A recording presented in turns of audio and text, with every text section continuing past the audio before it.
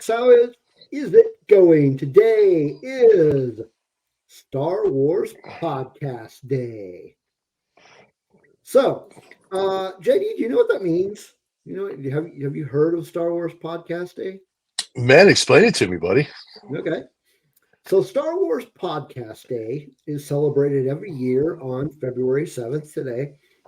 It was 25 years ago today, if you can believe that, 25 years, that the very first Star Wars podcast was premiered. It was called Jedi Talk.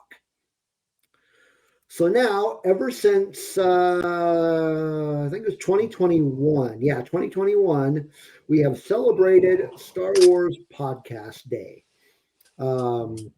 So a bunch of different Star Wars podcasts take part in the celebration.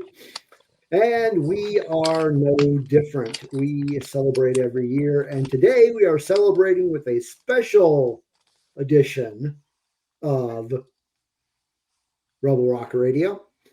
And this, of course, is our special Star Wars Podcast Day edition. Today, JD and I are going to be ranking Star Wars films. So we will only be ranking the live action films because we did not, I guess Clone Wars is really the only one that was animated. So we just left that one out because we're only doing live action. So how we're going to do this, each one of us is going to take turns going backwards order so that we get to our number one favorite at the end. So let's get things started. JD, tell me what what is our let me get the numbers down because I'm not really sure how many there were. There were 11. Okay. 11. There are 11. I have to add it. There are 11. Because I asked you, I said, do we want to include the Clone Wars movie? And that would have made it 12. We could include it if you want. Because I do have a list where I have that one included in it. Technically, it was a theatrical release. Okay, well, let's go ahead and let's go ahead and include it then. So let me find where it's at in my ranking. Now I have to reinstall it in my ranking. Okay, no big deal. Let's see.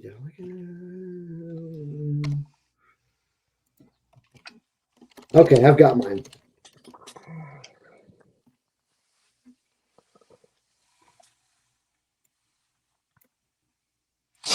And I have to add, before we begin, I have to add a disclaimer. If anybody's ever heard me give out my ranking before today, you know what my actual ranking is. But this ranking, I just have to say, Steve made me do it. That's all I'm going to say. I didn't make you do anything. Okay. I wholeheartedly disagree. My disclaimer is between JD and I, our rankings are probably going to be completely different. Probably. So, all right. So starting off with number 12. What is your number 12? Attack of the Clones is my number 12. Okay. And when I say it's my number 12, when I put it at the end of my list, please understand, everybody, that this goes from least loved to most loved, but it is loved. Okay. But Attack of the Clones is at the bottom of my list at number 12. That's a good solid ranking. So as yours, it's not that I don't like the film, it's just the one that I like the least. Mm-hmm. And I know JD is going to have something to say about this. Uh-oh. Here we go.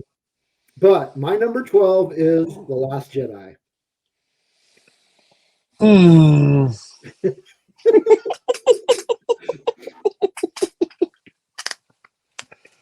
That's fair. I mean, it doesn't resonate with everybody. And, I have to...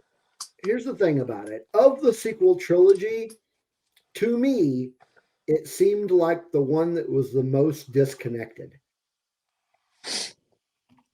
Mm-hmm. Well, and I think it was one of those things where you either appreciated the fact that they were trying to go in a different direction or you completely hated the fact they were going in a different direction. I think hate is a strong word. At least for me. I didn't completely hate the movie. It's just my least favorite. Fair enough. And see, I Attack of the Clones is my least favorite, but when the arena scene with all the Jedi comes in, I'm glued to the TV and I'm watching it every time because I love that scene. Which That, that the arena scene where all the Jedi come in and they save Anakin and Obi-Wan and Padme. That is my favorite scene out of that whole movie. I love that. I'll sit there and watch that every time. It's great. There's some really, there's not parts of it that make it the worst movie in the world. I like it because there's a lot of good parts in it. It's just of all the Star Wars movies, that's the one I kind of look at it and go, yeah, it just doesn't. So when we get to that one on my list, I'll tell you what my favorite parts were. Right on. Sounds good. Sounds good. Said, let's say, okay, so what is your number 11? Okay, don't judge me, Steve, because I know you might. You might. Oh, you probably will. My number 11 is Solo. Okay. Fair. The reason, yep, and the only reason I put it down that far is just because, I don't really know. I don't really know why I put it down that low. It's just that it of all the movies and all the movies that I've watched, it was the one that it just everything about it was good. I liked it. I don't have any major complaints about it. It's just some parts of the story were a little weak for me, and yeah. So it just came down to on the bottom, lower on my list just because of that, and that's the only reason. Because I had a few strong criticisms, and I was like, of all the movies I've watched, that one kind of. So okay, that's fair. Yeah. All right, my number 11 is Attack of the Clones. Now, interestingly enough, this is the one Star Wars movie. Well, okay. So I never saw New Hope originally in the theater. But as far as the ones that I saw in the theater, this is the only one that I've only seen once. But there were things about it I liked. I liked the whole sequence with Jango and Obi-Wan. Like the whole Camino thing up until the space battle with that. But that being said, I could see why it would be somebody's least favorite. Well, and there's other reasons that I'm not going to address. I'm not going to point them out. A lot of people know what they are. There's obvious things about the film itself that people are like, that just, it was horrible. It was bad this, it was bad that. But like I said, it's still my least love just because it was the one that I had the most, I can find the most issues with. Yeah. So that's why it came in my last for me. And like Solo, like I said, one step up above that. There were just a few things that not as much for me. Yeah, I can see that. Yep. All right. How about number 10? Number 10 for me is Rise of Skywalker. Okay. I don't carry the disappointment that a lot of people did. I don't carry the opinions that it retconned The Last Jedi like they say it does. I don't. There was some really fun parts. There were some really good parts, and but it did. I do see people's criticisms in the fact that it was rushed. That they should have taken more time with it. They maybe even should have broken it up into 2 parts and made it better, and would have maybe dragged it out a little bit more and made some of the scenes mean a little bit more meaningful. It did feel. I do see, like I said, I do see people's criticisms. I do see the rushing. I do see kind of some of the weak plots of the storyline and some of the holes, and I'm kind of like, eh. But overall, I found it entertaining. I thought it was good, and some of the themes that needed to be closed. In my eyes, for what we got, I kind of felt like that it still brought a lot of closure to at least the sequel arc of the story. And so for me, like I said, it does come in close to the bottom of my list just because of some of the problems in production and some of the storyline and rushing and things like that. Okay. So my number 10 was The Force Awakens.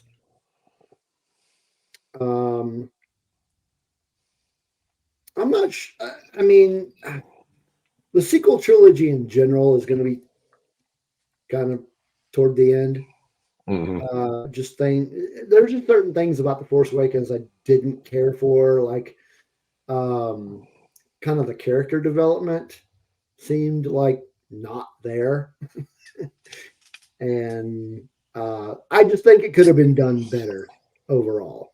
Hmm. I think if they were going to tell that story, bringing in new characters, um, it just could have been done better. Well, that's Uh, funny. It's going to segue. I'm going to go ahead and segue right into my next one, into number 9, because number 9 for me was The Force Awakens. okay, Yeah, so that's why I'm going to segue right into number 9. So Force Awakens for me was number 9.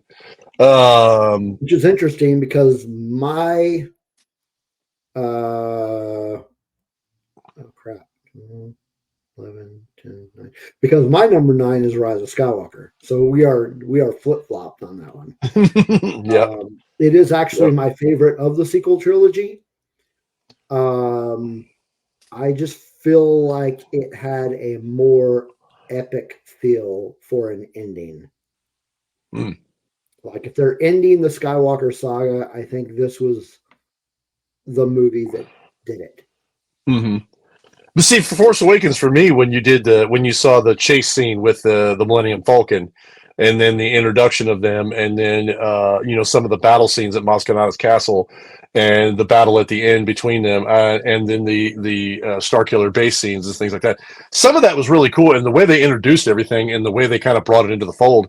Yeah, I get people's argument that it was kind of a remake of the original New Hope, but at the same time, the way they did it was there was people that talked about they just wanted to redo the A New Hope altogether. They wanted to reboot the entire series. I'm glad they didn't.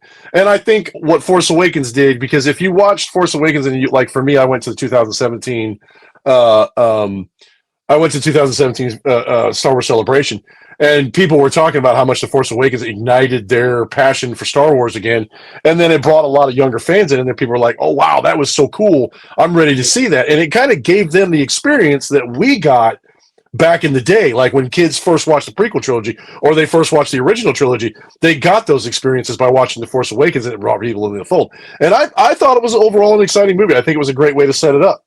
Now, where it went from there, we can discuss that all day long. Yeah.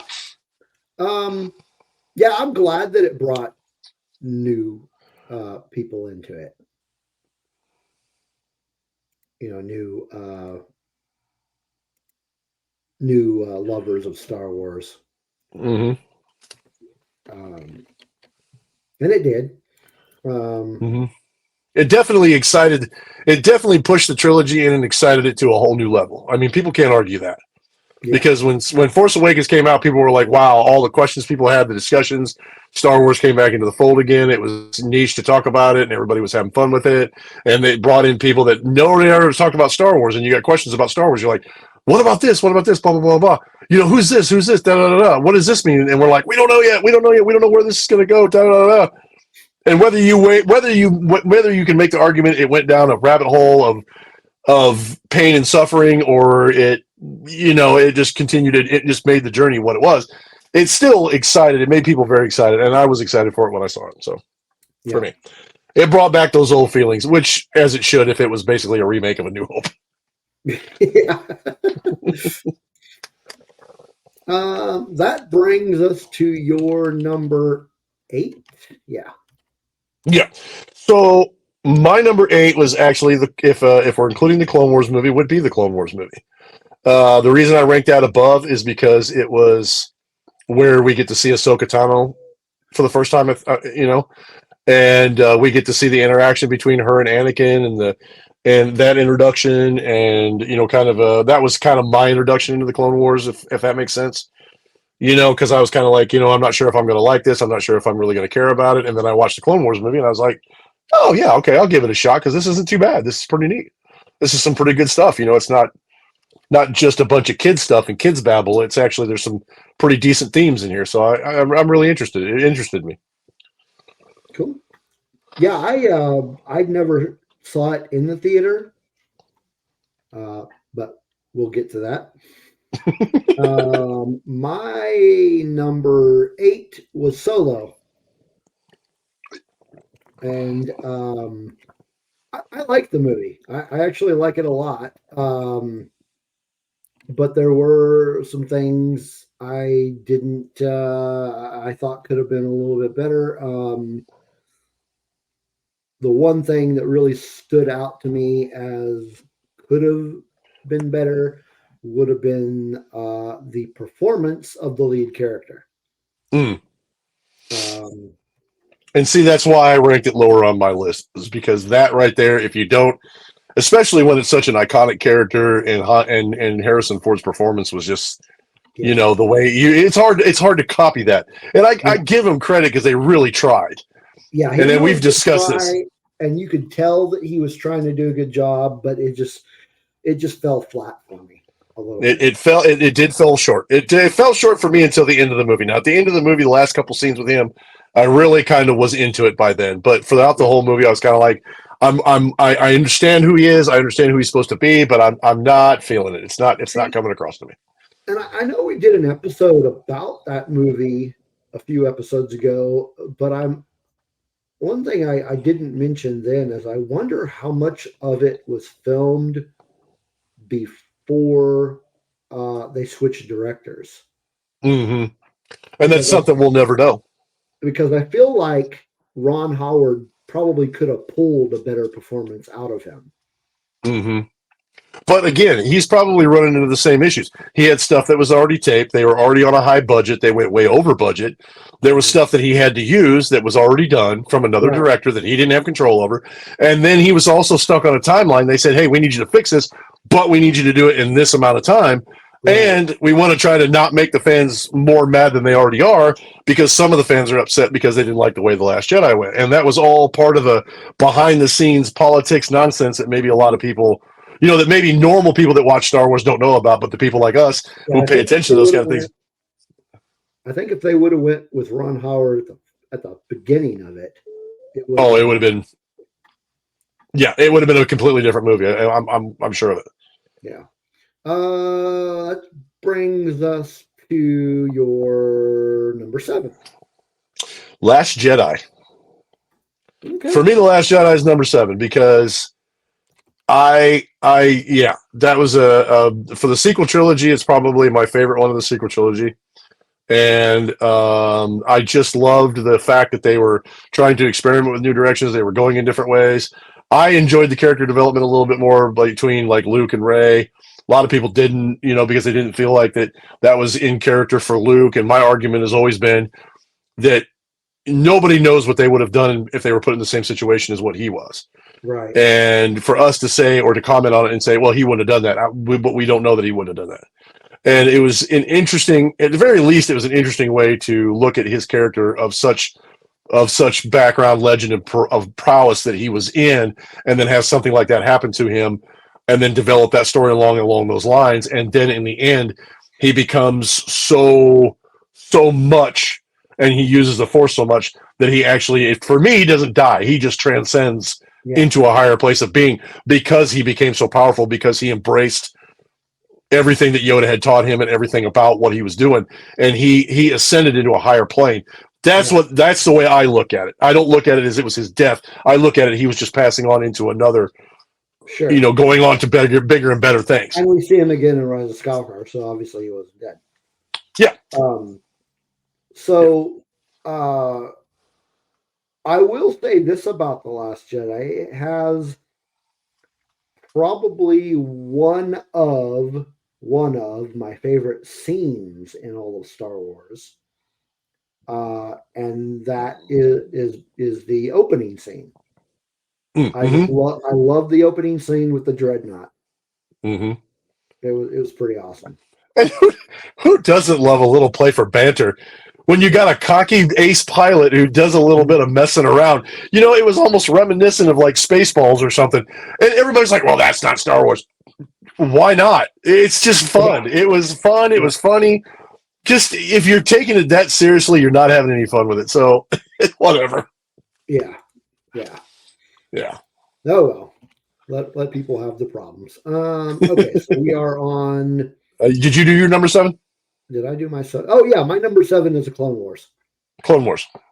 Yeah, never saw it in the theater.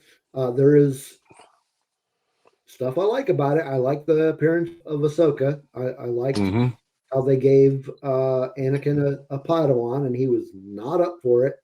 Mm-hmm. But I also liked the story of trying to find Jabba's son.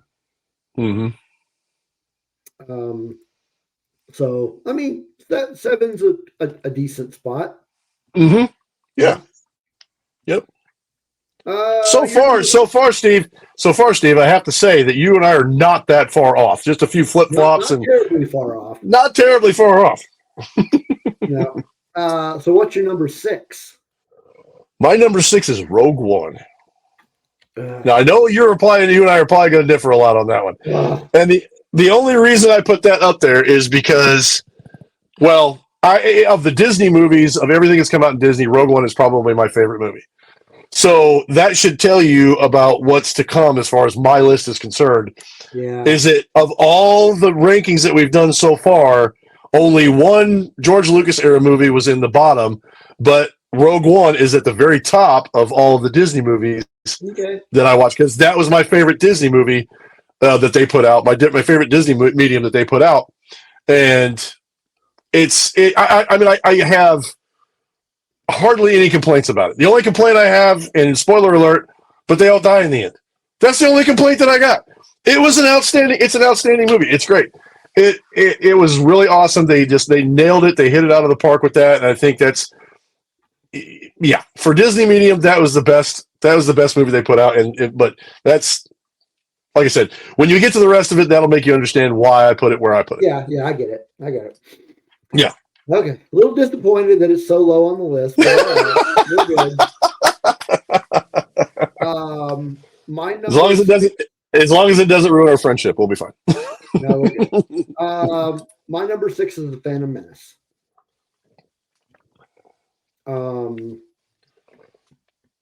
Still not a bad movie. I liked it. There's just others I liked more. Mm-hmm. I will say that when this one came out in the theater originally, let's see, if we're including the 3D version, I think I may have seen this in the theater like 6 times. I saw it a lot. I saw it at the midnight showing when they still did midnight showings. So I was one of the first people to see it, as far as that goes. But yeah, Phantom Menace. It was good. Just where are we at now? Yeah, that's my number 6. Number 6. I'll give you 3 guesses what my number 5 is. Phantom Menace. The Phantom Menace.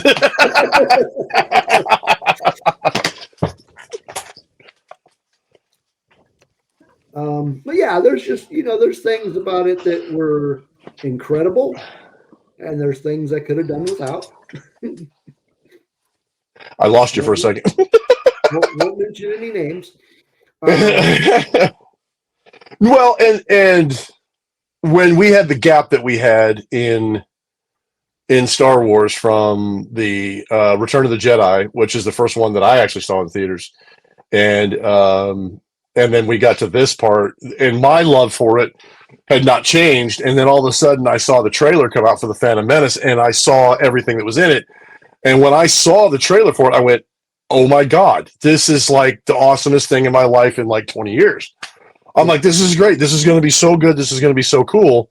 Yeah. You know what? I can't wait to see this. And I was the same way. I went and probably saw it half a dozen times in theaters, as much as I could afford to and had time to do. And then when it came out on video, I mean, I bought it on video right away, and I just ruined it. And I don't get people's criticisms of it sometimes. I mean, I'm like, yeah, I get that you didn't like Jar Jar. You know, he was kind of campy and funny and, a little bit stupid and things like that. But I'm like, I don't know. It didn't bother me that much. Yeah. But then again, it's the other parts of the movie that I love so much that kind of went, I can overlook that because of the other stuff that went on. And so, yeah, it was fun for that part, because the interaction, I mean, I'm sorry, in my personal opinion, Darth Maul should have been the baddie throughout the entire prequel trilogy. I mean, if I was doing it, I would have found a way to make him go throughout the entire prequel trilogy as being the bad guy. Yeah, not that I don't like Not that I don't like Christopher Lee, not that I don't like Count Dooku or anything like that. I'm not saying anything about that. I'm not saying against him. I'm just saying that Darth Maul should have survived and should have went out throughout the entire prequel trilogy. They kind of dropped the ball with killing him too quickly.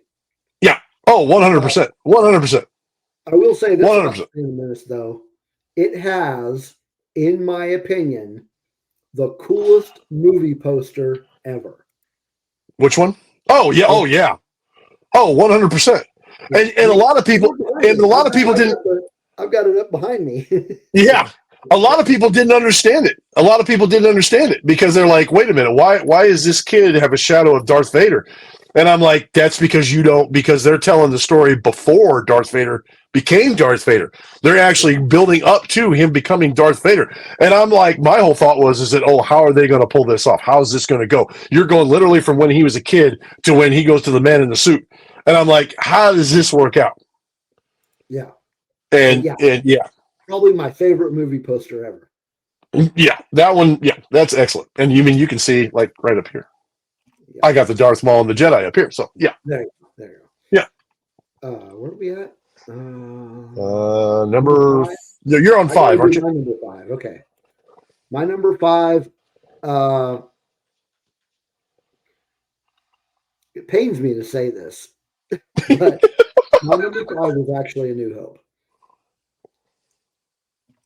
I mean, it's iconic. It's what started everything. But as you'll find later, as we move on, there are other movies that I liked more. So not to rain on the iconic status of this movie, but it is my number 5. Mm-hmm. Guess what my number 4? It's great. But yeah. Well, and okay, so here you go. Another spoiler alert. Guess what my number 4 is? A New Hope. Oh, A New Hope.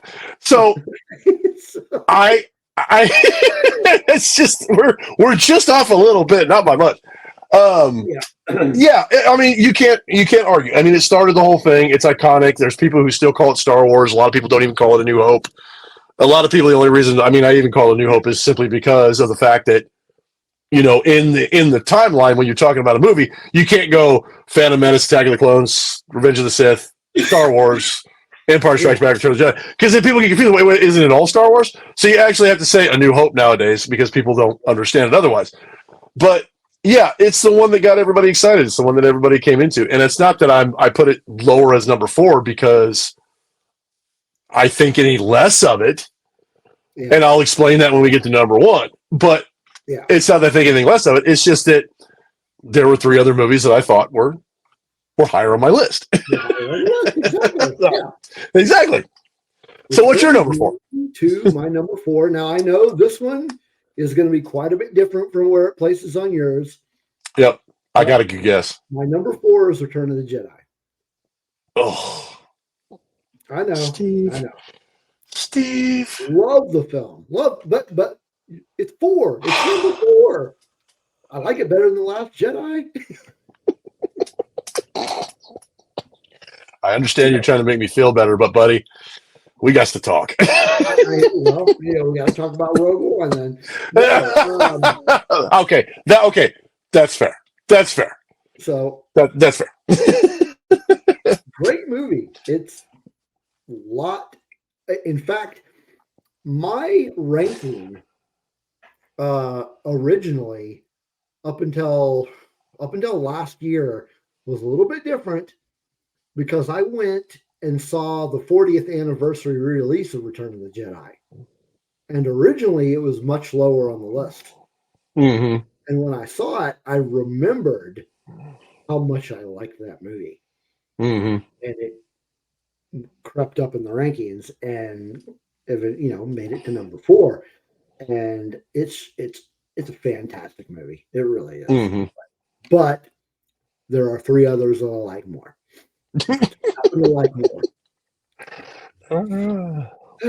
Which brings us to your number 3. My number 3 is Revenge of the Sith. Okay. Revenge of the Sith is my 3. Revenge of the Sith is my number 3 as well. Oh, well, then there we go. Yeah, I mean, the way that ended the prequel trilogy was just outstanding. It kind of made up for the issues that I thought were with Attack of the Clones. And I mean, the opening scene of that movie, fantastic. The battle between Obi-Wan and Anakin, fantastic. There's only a few issues I have with it that I can actually come up with as far as the battle between Anakin and Obi-Wan, and a lot of people, it's the same. The way it ended, I think the way it ended, the fact that Anakin, Obi-Wan left Anakin there burning and didn't, he never really confirmed that he was dead. He just left him there to burn. And I kind of went, that's harsh. That's bad, And I went, but it makes sense to me why. Then that made sense to me, the breathing machines and the cyborg side of Darth Vader, why he ended up having to go that way. And it made more sense for that. But to see Anakin watch him burn and walk away, not that he was going to go up and like stab him in the head or, convert, make the killing blow. Yeah, I agree with that. I don't think Obi-Wan would have left him there. I don't think Obi-Wan would have done that, but I think it was the way he ended it was out of character, but if he hadn't done it, we wouldn't have gotten Darth Vader. Right. So I mean, I'm kind of in conflict. That's really the only issue that I could see that really happened. Other than that, I thought it was and I would have left the killing the younglings scene out because that's been a point of contention for years, right. But everything else, the cinematics, the CGI, the lightsaber battles, the action that we get to see on Kamino, we actually get to see the Kamino, or not Kamino, Kashyyyk. We actually get to see the surface of Kashyyyk, and we get to see more of the Wookiees and all of that stuff, and just the heartbreaking cinematics of seeing the Jedi fall and seeing how they got split up and how the Emperor executed his plan, and then the battle between the Emperor and Yoda actually feeling defeat for the first time and what it did to him. And then, so the whole thing was just, it was a ride. It was like this the whole time. And it just ended climactically. And you at the time, that was how we segued into A New Hope at the time. So to see that end and then go from there, and then the Clone Wars came out and you got more background, you got more information. And then obviously Disney buys it and we get even more information or perceived different, however you want to look at it, however you feel you want to look at it. But at the time, it was you see Owen and Beru at the Twin Suns, and then you see the scenes of A New Hope, and you're like, okay, now I see the transition, and it's a really cool way that they did that. So, for me, number 3, my favorite prequel movie, number 3 on my list. So going back to the lightsaber scene, it is probably, I'm pretty sure that it is my favorite live action lightsaber duel. Mm-hmm. It just felt very epic because this is a lightsaber duel. This is a battle that you've heard of for years and years, via either canon or legends. Mostly in legends, you hear about what has happened, and then you finally get to see it, and it's like, wow, that was amazing. But amazing film. Some of the best. What's the word I'm looking for? The sound. God damn it. The score. Some of the best score. And that dark version of Duel of the Fates. That's cool. That's what I call the dark version of the Duel of the Fates. So, Okay, that brings us to your number 2, which I think is also going to be my number 2. Empire Strikes Back. Yep, that's my number 2 as well. Yep. First one I saw. I mean, it's for obvious reasons, and it really is.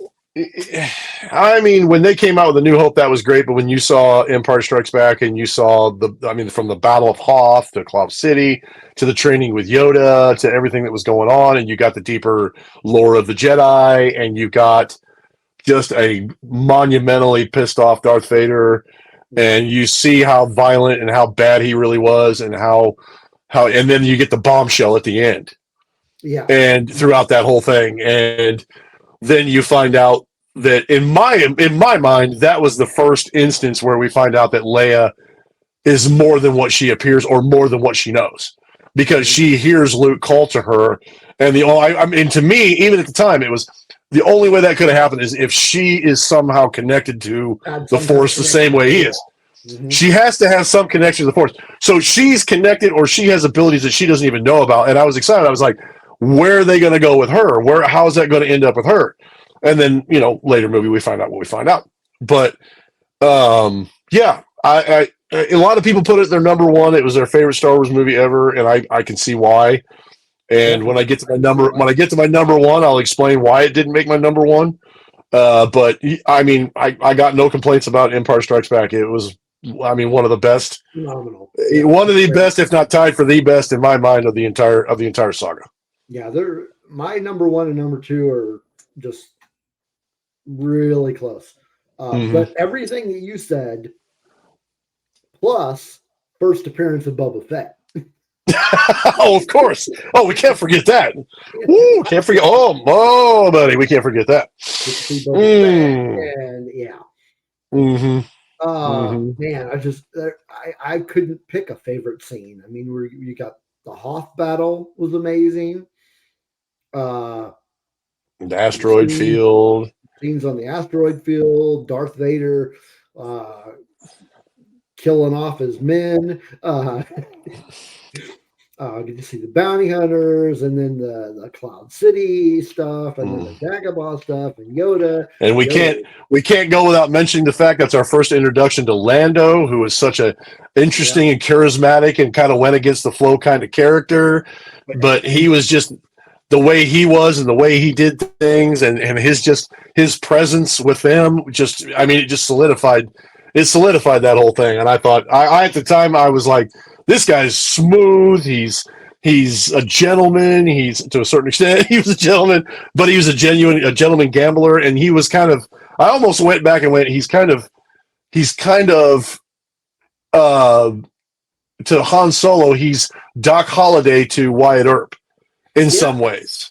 Like they were buddies. Like you could see they were long lost buddies and they were friends, but maybe it just didn't manifest right away, and that kind of thing. And then he was forced into decisions he didn't want to make, which led him to other things in the future, which, we find out in Return of the Jedi. Yeah. Which makes him one of the biggest, which makes him, in my mind, one of the biggest heroes of the saga.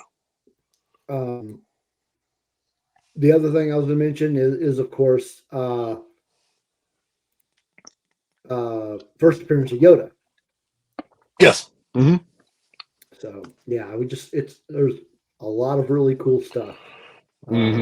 Empire Strikes Back, and definitely can see why it is a lot of people's favorite. Just amazing. All right, that brings us down to your number one.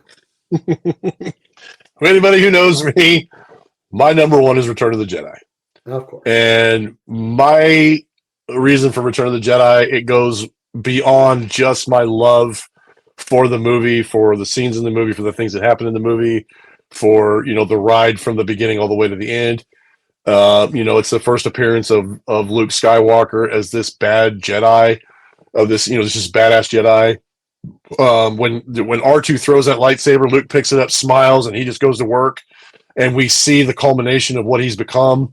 That scene was awesome, and that green lightsaber, and then his battle on that, and I won't mention the other part about somebody getting hit in the butt by a blind guy. I won't talk about that part. But he goes and he has the interactions with Yoda and the philosophies and the things they talk about, and then the iconic battle at the end. Even at the time in 1983 when that came out in theaters, that was the coolest sci-fi battle scene I had seen ever. And not only did you have the battle above the planet, but you had the battle on the planet going on at the same time, and then you had the battle in the throne room going on at the same time. And you had all things going on. It was so much information. There were so many things going on and so many cool things that were happening. And I've heard people in the past say, "Oh, well, we didn't like the Ewoks."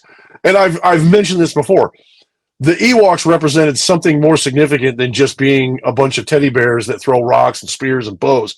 They represented the one thing that the Emperor didn't think of, and that was he overlooked the insignificant little guy who could make all the difference in the world. And that's Mhm. what that theme, to me, that's what that theme was about. And it just, the themes in it and the interaction between Darth Vader and his son, and the fact that Luke could have turned to the dark side, but he didn't. He gave up his weapon. He took the punishment to get his dad. I think to get his dad to figure out that to make a choice, or to figure out what he was doing wrong, or however what was going through his head at the time. And that interaction between them, and then it was so great. And now that I've watched books, or I've listened to books like from a certain point of view, where we actually get a little bit of glimpse of what the Emperor was thinking from the author's point of view from this book.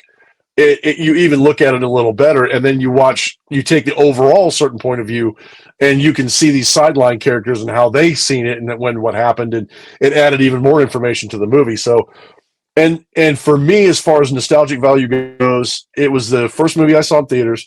I got to see it with my grandfather, and I was just that was it. When I saw that in theaters, and I went home with my book that I still have up on the shelf, that was about behind the scenes and how it was made, and script and shots and screenshots and different things, and just an overall book about the movie that was coming out. I couldn't put it down. It was just something that after that, that was it. It was Star Wars. I wanted everything to do with Star Wars. Where's my grandfather's golf club so I can pretend it's a lightsaber so we can go have duels? That was me. I was that guy. I was painting Christmas paper wrappers in blue and green so I could go out and, me and my buddies could hit each other with them and then pretend like we were the Jedi or we were Luke Skywalker. And for me, that was it. I mean, that is the moment, like I said, I can think of that it just hooked me from there. Yeah. I remember, back in the 80s, and pretty much most of the 90s too, I would imagine. Because you mentioned the Battle of Endor, both the battle between Luke and Darth Vader, the battle outside with what was going on outside the Death Star, and then the battle there physically on Endor. How that whole like the Battle of Endor in general was just epic. Mm-hmm.